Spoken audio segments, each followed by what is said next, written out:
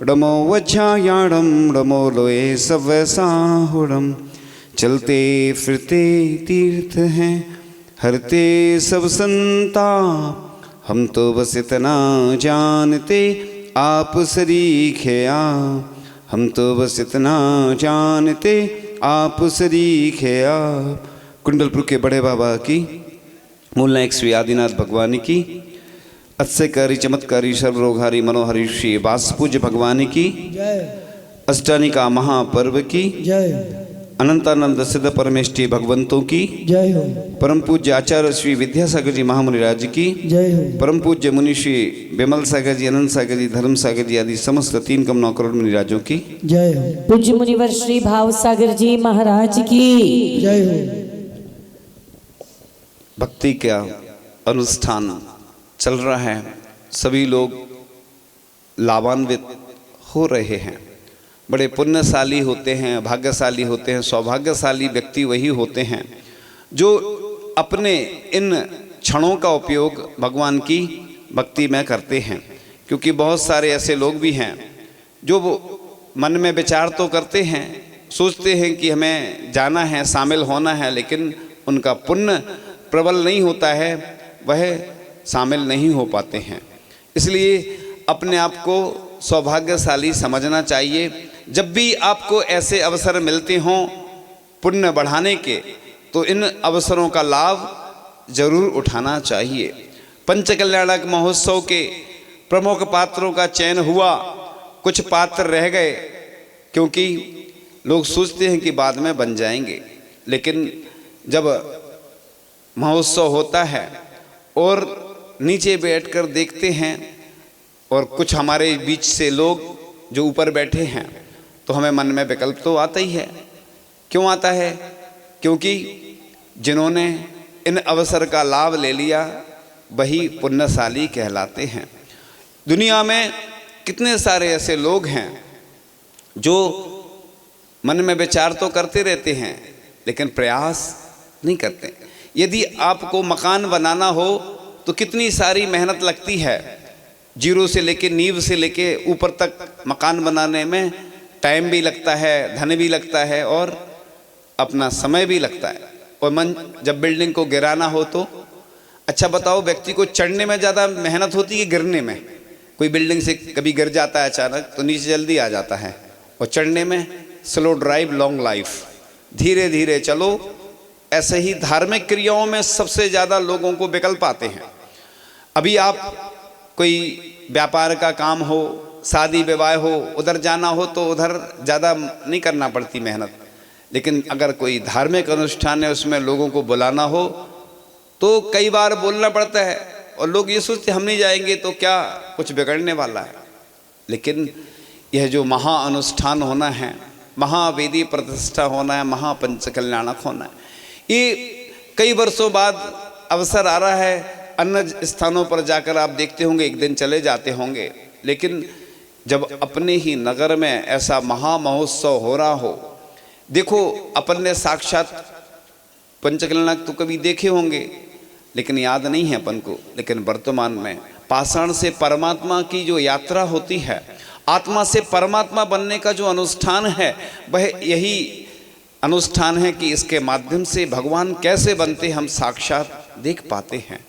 इसलिए पाप के आयोजन तो दुनिया में सब लोग करते रहते हैं, लेकिन पुण्य के पहले के लोगों का इतना पुण्य नहीं रहता था, लेकिन विशुद्धि रहती थी। कभी कभार होते थे तो अलग ही आनंद होता था। लेकिन अब हर नगर में, हर गांव में और हर वर्ष और एक नगर में कई कई होने लगे हैं। इसके कारण से लोगों का उत्साह उतना नहीं रहता है। लेकिन ये सब धार्मिक क्रियाएं बड़ी पुण्य से मिलती हैं, और पुण्य में अगर हम उपयोग करते हैं तो हमारा जैसे धन बढ़ता जाता है ऐसे ही हमारा पुण्य बढ़ता जाता है। और पुण्य फला अरहंता, यानी जो अरहंत पद है वह पुण्य का ही फल है। इसलिए कंजूसी नहीं करना है, बड़ी अच्छी भावना से हमें बस जितनी हमारी क्षमता है, जम सकई तम की रही। जैसे महाराज जी उपवास करते हैं अष्टानिका में, 8 उपवास लगातार निर्जल उपवास किए, 6 भी किए, 5 4 3 2 1, तो अपनी क्षमता से करते हैं। इसी प्रकार से सावकों ने भी 16 किए, किसी ने 10 किए, अपनी अपनी अनुकूलता और क्षमता के अनुसार।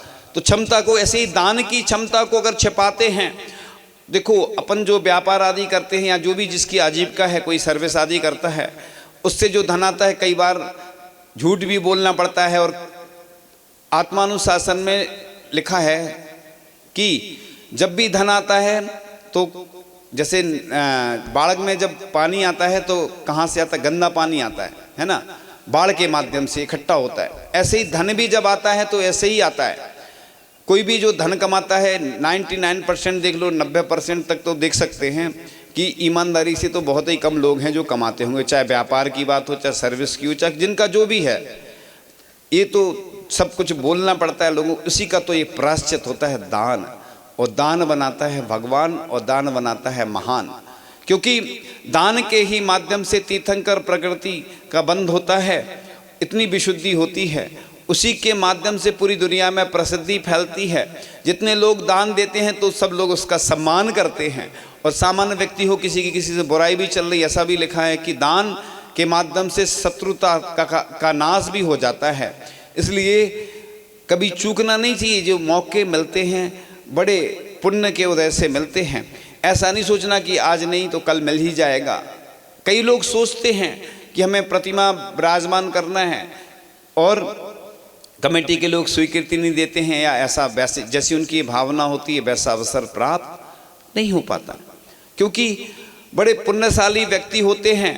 जिस प्रकार से जो देव हैं वो ऊपर से आते हैं और चले जाते हैं, इसी प्रकार से ऐसे अवसर बड़े भाग्यशाली व्यक्तियों को ही प्राप्त हो पाते हैं। जिनका पुण्य होता है वही ऐसे अवसर का लाभ उठा पाते हैं। तो इस प्रकार से चर्चा चल रही थी कि हम किस प्रकार से भक्ति करें कि जिससे हमारा पुण्य बढ़ता जाए। तो आज जो अनुष्ठान है वह भक्ति का ही अनुष्ठान है, उसी के माध्यम से हमारी विशुद्धि बढ़ती है और हम आगे बढ़ते चले जाते हैं। तो इस प्रकार से अष्टानी का पर्व में जो पद्म पुराण में उल्लेख आया है कि कोई रंगोली डाल रहा था रत्नमयी, कोई झालर आदि जो भी ऐसे श्रृंगार आदि किया जाता है नगर का, पूरे नगर को सजाया जाता था, ऐसा पद्म पुराण ग्रंथ में उल्लेख आता है। यानी देवलोग भी अभिषेक आदि करने, पूजन आदि करने जाते हैं, क्योंकि भगवान को हम क्या दे सकते हैं? भगवान तो बीतरागी हैं, कमल पर बैठे दिखाई देते हैं भगवान, लेकिन 4 अंगुल ऊपर रहते हैं। भगवान ने तो समस्त परिग्रह त्याग किया, तभी तो वह उच्च आसन पर विराजमान हुए। भगवान को कोई वस्तु की, व्यक्ति की आवश्यकता नहीं है, लेकिन हमारा पुण्य बढ़ाने के लिए भगवान निमित्त हैं। जिस प्रकार से महिलाएं जब अभिषेक देखती हैं उनके अंदर विशुद्धि बढ़ती है, कि ऐसे ही हम भी भविष्य में अभिषेक करें, उनका पुण्य बढ़ता चला जाता है। पुरुष वर्ग को अभिषेक मिलता है तो उनको इतना महत्व नहीं देता। बहुत कम लोग होते हैं जिनको महत्व, कई लोग हैं अभिषेक ही नहीं करते हैं, उनको मिलता है। और महिलाओं को जिनवाणी की अच्छे से व्यवस्था करना चाहिए, तो महिलाएं वो नहीं करती हैं। कई बार मनाना पड़ता है कि महिला जो मिल रहा है उसमें आदमी को संतुष्टि नहीं होती है, जो नहीं मिलता है उसकी कीमत होती है। कई ऐसे गांव नगर शहर होते हैं जहाँ पर मुनिराज जाते ही नहीं, रुकते ही नहीं, कम घर रहते हैं, तो उनको लाभ नहीं मिलता, ना चतुर्मास का, ना ग्रीष्मकालीन अब प्रवास, ना शीतकालीन प्रवास। लेकिन कई नगर ऐसे हैं जिनको खूब मिलता रहता है, उनको कीमत नहीं रहती। भूखे व्यक्ति को कुछ भी खिलाओगे तो वो अच्छे से खा लेगा, और जिसका अच्छे अच्छे व्यंजन करके अच्छा पेट भर गया उसको तुम सामने दिखाओगे तो वो मुंह ऐसा करेगा, क्योंकि उसका पेट भरा हुआ। इसलिए ऐसे लोग जिनको अवसर प्राप्त नहीं होते तो वो इंतजार में रहते हैं कि कब ऐसा अवसर आए और हम बस वह लाभ ले लें। इसलिए बड़े सौभाग्यशाली व्यक्ति होते हैं जिनको साधुओं के दर्शन मिलते रहते हैं, जिनको साधुओं का समागम, उनके माध्यम से स्वाध्याय, आहारदान और भी जो अनुष्ठान आदि का लाभ मिलता है, बड़े सौभाग्य से मिलता है। कई लोग हैं, हम देखते हैं कि दूर दूर तो बहुत सारे लोग आ जाते हैं, लेकिन जब करीब रहते हैं, पास में रहते हैं, तब तक वो समझ नहीं पाते उसका महत्व। और कई बार तो रिश्तेदारी के चक्कर में आ जाते हैं कई लोग कि अब हमारे ये कुटुंब के हैं, परिवार के हैं, रिश्तेदारी है तो जाना है, मजबूरी में जाना है। ऐसा कभी बिल्कुल नहीं सोचना। अपन जो भी धार्मिक क्रियाएं करें, कभी भी कोई मंदिर नहीं जाता है तो उसके लिए अपन प्रयास करें, समझाएं उसको। लेकिन कभी कभी ज़्यादा प्रयास करने से भी वह जिद पे अड़ा रहता तो नहीं जाता। उसको अंदर ऐसी भावना प्रकट करे कि वो अपने अंदर की भावना के माध्यम से ही मंदिर जाए, धार्मिक क्रियाएं करें, तभी उसको पुण्य का अर्जन होता। नहीं तो कई लोग जबरदस्ती करते रहते, फिर भी कई लोग हैं नहीं जाते क्योंकि उनका इतना पुण्य नहीं होता है। लेकिन पुण्य प्रबल करने के लिए तो हमें ये सब पुरुषार्थ ही करने होते हैं। तो जिनेन भक्ति ही समस्त पापों को नष्ट करने वाली होती है और साथ ही से पुण्य का बंध कराने वाली एवं परंपरा से मुक्ति प्रदान करने वाली होती है। तो भक्ति और स्तुति प्रभु परमात्मा से मिलाने में व आत्मा से साक्षात्कार, साक्षात्कार किसको बोलते हैं? इंटरव्यू होता है ना, जैसे इसी को साक्षात्कार कराने में श्रेष्ठतम साधन है। भगवान कुछ नहीं देते हैं, लेकिन भगवान के माध्यम से, जैसे अपन आईना देखते हैं, दर्पण, दर्पण को देख के अपनी गंदगी दूर करते हैं, इसी प्रकार से भगवान किसी का कुछ नहीं करते हैं, लेकिन भगवान के निमित्त से हम उनकी भक्ति करते हैं तो हमारा पुण्य बढ़ता चला जाता है और हमें वो प्राप्त हो जाता है जिसके लिए हम कई बार प्रसाद करते हैं, प्रयास करते हैं, लेकिन नहीं हो पाता है। लेकिन भगवान की भक्ति से ऐसे अतिशय चमत्कार होते हैं। एक व्यक्ति था, उसका IAS कलेक्टर रहता ना, उसका इंटरव्यू चल रहा था और उसके पिता जो थे कुंडलपुर में बड़े बाबा के यहाँ जाप दे रहे थे और उसी समय उसका इंटरव्यू हो रहा था। उसका सिलेक्शन हुआ और 24वीं रैंक आई उसकी और आज वो कलेक्टर से भी ऊंचे जो पद रहता है, पोस्ट रहती, उस पर है। तो देखो उसने प्रसाद किया, आचार्य श्री का आशीर्वाद लिया और भगवान की भक्ति भी की, तो उसके माध्यम से इतना अच्छा पद मिल गया। तो देखो लौकिक कार्यों के लिए तो बहुत सारे लोग करते हैं, लेकिन ऐसे बहुत कम लोग होंगे कि जो ये सोचें कि हमारे आचार्य भगवान स्वस्थ रहें, उसके लिए हम पार्श्वनाथ भगवान की जाप करें, या हमारा पंचकल्याणक निर्विघ्न संपन्न हो, हमारे वासुपूज्य भगवान उच्च वेदी पर विराजमान हो। ऐसी भावना से जो करते हैं उसका एक पुण्य अलग ही इकट्ठा होता चला जाता है। तो अपने स्वार्थ के लिए तो सभी दुनिया के लोग काम करते हैं, लेकिन जो निस्वार्थ भावना से काम करता है कि हमारा यह आयोजन अच्छे से हो और सब निरोगी रहें, सभी जीव निरोगी रहें दुनिया में जितने हैं, इसी से तो तीर्थंकर प्रकृति का बंध होता है। जैसे आचार्य भगवान करते रहते हैं, हमेशा यही सोचते हैं कि सबको औषधि प्राप्त हो, सबको पूर्ण आयु प्राप्त हो, जन जन के कल्याण के लिए जो भावना भाई जाती है उसी से ही तो तीर्थंकर प्रकृति का बंध होता है। और आचार्य भगवान तो हमेशा बस जनहित में हमेशा कार्य करते रहते हैं, चिंतन करते रहते हैं। उनके अंदर देखो इतनी कैपेसिटी नहीं है, उनके शरीर में क्षमता नहीं है। पहले की अलग बात थी, तो भी वो लगातार के हमारे जो जीवंत तीर्थ हैं उनका कैसे रक्षण हो, कैसे हमारा नया तीर्थ बने, जिससे हजारों साल तक यहाँ पर लोग पूजन अर्चन करते रहें और जैन धर्म की पताका फहराते रहें। इसीलिए तो वो पंचकल्याण के लिए निमित्त से विहार करते चले जाते हैं और चतुर्मास करते हैं। भले ही उन्हें तो मालूम है कि हमारे प्रवास से, यहाँ रहने से ऊर्जा आएगी और वह सबके कल्याण के लिए, और उनको मालूम है कि जो पाषाण का मंदिर है इसकी लगभग 2000 वर्ष उम्र होती है और जो पाषाण का मंदिर बनवाता है, लिखा है कि अनंत गुना पुण्य मिलता है। सामान्य मंदिर बनाने में तो पुण्य का अर्जन होता ही, लेकिन जो पाषाण का होता है उसको अनंत गुना, यानी इससे अनंत से बड़ी कोई सीमा होती नहीं है पुण्य की, सबसे ज़्यादा पुण्य लिखा है। इसलिए लोग पाषाण के मंदिर बनवाते हैं। क्यों बनवाते हैं? कि आचार्य भगवान कहते हैं कि आगे आने वाली पीढ़ी, जो युवा पीढ़ी है, वो मंदिर नहीं बनवाएगी, वो क्या करेगी? 6 मोबाइल खरीदेगी, मकान, दुकान, कार और भी जो ऐसी वस्तुएं हैं उनको तो लौकिक वस्तुओं को खरीदेगी, लेकिन मंदिर नहीं बनाएगी। इसलिए उन्होंने चाहे बड़े बाबा का हो, चाहे अमरकंटक, और भी जितने ऐसे पाषाण के मंदिर जो बन चुके हैं, कुछ बन रहे हैं, इसलिए कि उनको मालूम है कि हमारी उम्र कितनी है। वर्तमान में 60 से ज़्यादा नहीं होती, हाईएस्ट 120 वर्ष से किसी की उम्र हो ही नहीं सकती। ग्रंथों में जो लिखा है 120 हाईएस्ट, तो 120 तो कोई जी नहीं सकता है। कोई 100 साल में अभी वर्तमान में होंगे और भी ज़्यादा होंगे, लेकिन 60 साल एवरेज उम्र आज की है। किसी को कब क्या बीमारी हो जाए, सुनते हैं वो अभी जीवित था और सुन लेते हैं थोड़े में ही खबर आ जाती है कि उसका मरण हो गया। इसलिए तो अपन बैराग भावना के माध्यम से यह चिंतन करते हैं। तो लिखा है कि हे भगवान, आपका स्तवन तो दूर रहे, आपके गुणों की कथा भी भव्य जीवों के पापों को नष्ट करने वाली होती है। इसलिए भगवान की भक्ति कभी भी अच्छा ही करने वाली होती है, बुरा करने वाली नहीं होती है। जिनने भी भक्ति की है उसी के माध्यम से अच्छे चमत्कार हुए हैं।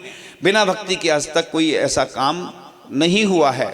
आचार्य भगवान ने भी बड़े बाबा की भक्ति की थी, तो बड़े बाबा अपने पुराने आसन से नवीन आसन पर विराजमान हुए थे। उनने पड़गाहन किया था बड़े बाबा का, और पड़गाहन करके उच्चासन दिया था, और उनकी भक्ति के माध्यम से ही इतना विशाल बड़ा मंदिर आज देखने को मिल रहा है। मैं ये उनकी भावना रही कि एक ही मात्र ऐसे आचार्य हुए हैं वर्तमान में कि जिन्होंने इतने सारे तीर्थों का जीर्णोद्धार करवाया, उसके साथ साथ नवीन मंदिरों का भी निर्माण उनके निमित्त से हुआ है। लोग कहते हैं कि बस आचार्य ऋषि को हम देखते हैं तो बस भाव हो जाते हैं, किसी को दीक्षा लेने के, किसी को ब्रह्मचर्य व्रत लेने के, और किसी को त्याग करने के। आचार्य भगवान कभी नहीं कहते। हमने तो अभी तक आचार्य भगवान कितने सारे प्रवचन सुने, उन्होंने कभी ऐसा नहीं कहा।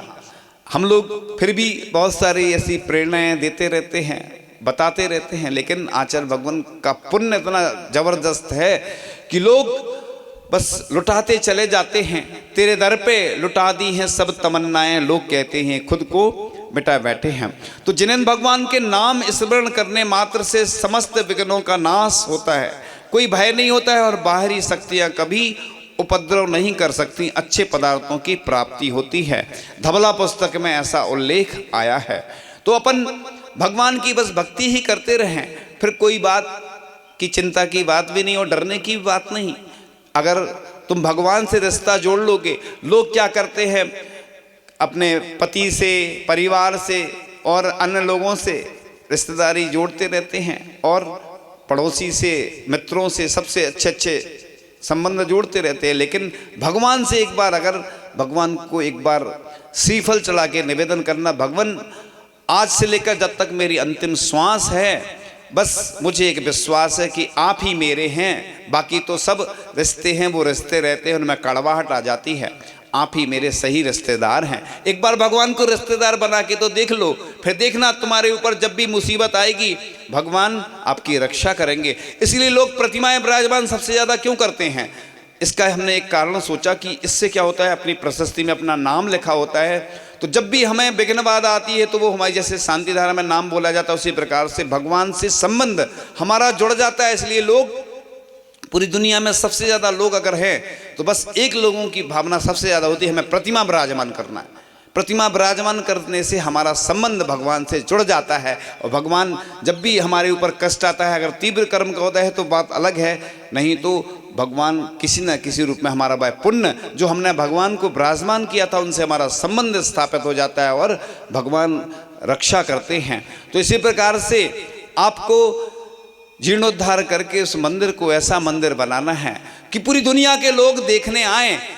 भले ही हम जितनी हमारी क्षमता है उसके अनुसार हम बनाएंगे, लेकिन भावना तो भाव, धीरे धीरे लोगों की भावना जुड़ती है। जिस प्रकार से प्रसन्नहारी मड़िया ने पीस कर, चक्की पीस कर उसने जो राशि इकट्ठी की, उस राशि के माध्यम से प्रसन्नहारी मड़िया जो जबलपुर में है मंदिर बनाया था। इसलिए इस काम छोटा और बड़ा नहीं होता है, भले ही छोटा सा दान है। कई स्थानों पर छोटे छोटे बच्चों ने भी अपना दान करके उस मंदिर में जो दान दिया, आचार्य भगवान ने भी उन बच्चों की प्रशंसा की कि देखो इनने जो अपना परिग्रह कम किया है, क्योंकि जो अंदर अपने बैठा हुआ होता है, लेकिन भावना जब बलवती होती है तो बस उन बच्चों के भी अच्छे भाव हो जाते हैं।